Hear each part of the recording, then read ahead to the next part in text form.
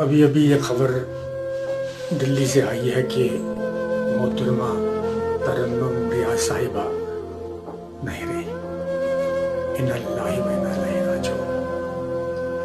ترنم ریاض صاحبہ اردو کی بہت ہی بڑی شاعرہ تھیں، بہت ہی بڑی ناول نگار تھیں، بہت ہی بڑی افسانہ نگار تھیں اور ایک بہت ہی منفرد براڈ کاسٹر۔ آل انڈیا ریڈیو سے وہ اردو میں خبریں برابر پڑھتی رہی ہیں اور اپنا ایک مقام کشمیری ہونے کے ناطے پورے ہندوستان میں بلکہ پورے عالم میں بنایا تھا۔ ان کی غزلوں میں کشمیریت، کشمیر خوبصورتی جھلکتی تھی۔ میری ان سے ملاقات میرے خیال میں 86-85 کے دوران ہوا، جب میں گھرانوں کا پروگرام کرتا تھا ریڈیو کشمیر میں، تو وہ اس میں بحیثیت اینکر یا کمپیئر آیا کرتی تھی۔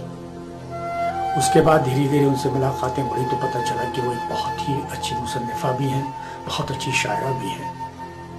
اور بعد میں جب ان کی شادی پروفیسر ریاض پنجابی صاحب مرحوم سے ہوئی تو اور بھی ان سے ملاقاتوں کا سلسلہ بنا رہا۔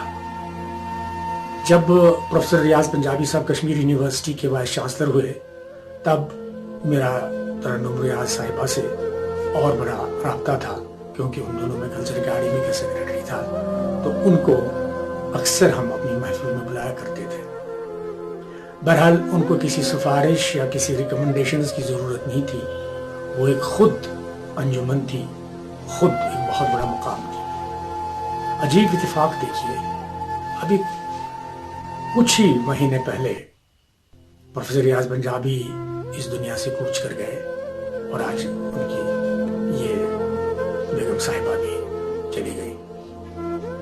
میرے خیال میں عالمی اردو ادب کے لیے بہت بڑا نقصان ہے، لیکن کشمیر میں اردو رائٹنگ کے حوالے سے ایک بہت بڑا سانحہ ہے یہ، کیونکہ ترنم ریاض صاحبہ برصغیر ہندو پاک میں بلکہ پورے اردو عالم میں کشمیر کی نمائندگی کرتی تھی۔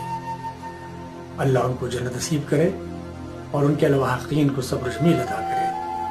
اور عقیدہ ہے کہ اگر اس دنیا میں محبت کی ہے تو جب اس دنیا میں وہ ساتھ چلے جاتے ہیں یا ایک دوسرے کے بعد چلے جاتے ہیں تو لگتا ہے کہ وہ ایک دوسرے کے لیے بنے ہوئے تھے۔ اللہ دونوں کی مغفرت کرے، پروفیسر ریاض پنجابی صاحب کی بھی اور محترمہ ترنم ریاض صاحبہ کی بھی۔